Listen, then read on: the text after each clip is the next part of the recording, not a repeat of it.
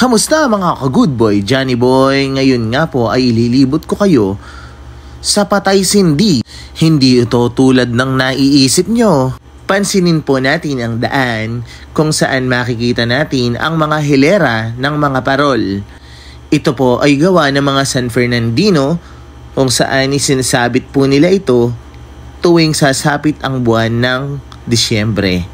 Sa buwan nga ring ito ay ginaganap ang Giant Lantern Festival. Ang ibang tawag naman dito ay Ligligang Parol, ay isang taunang pagdiriwang ng San Fernando, Pampanga na exhibit ng mga higanteng parol na may makukulay na disenyo at ilaw. Nagsimula ang tradisyon noong 1908 at simula noon naging daan ang event ay showcase ang craftsmanship ng mga Kapampangan. Naging parte na rin ito ng taunang lokal na selebrasyon ng Pasko.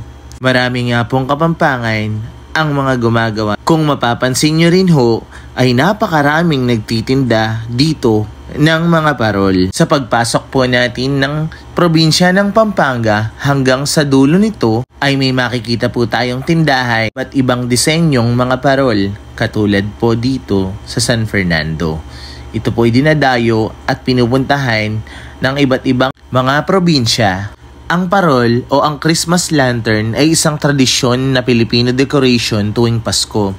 Simbolo ito ng bituin na gabay ng tatlong hari na naglakbay para sa kapanganakan kay Jesus. Kilala ang parol ng Pampanga dahil sa laki at pagiging makulay ng mga ito.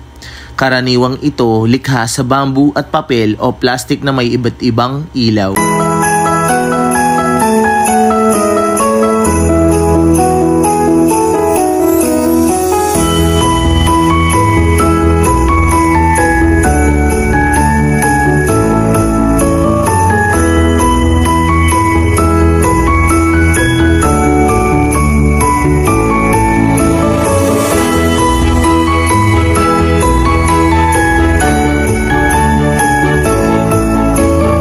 Ano pa bang bago? Siyempre, nabutan na ako ng traffic sa daan. At sa ating pag-uwi, mga ka-good boy, Johnny Boy, nakakita pa tayo ng iba pang tindahan kung saan makakapili pa tayo ng iba't ibang disenyong parol.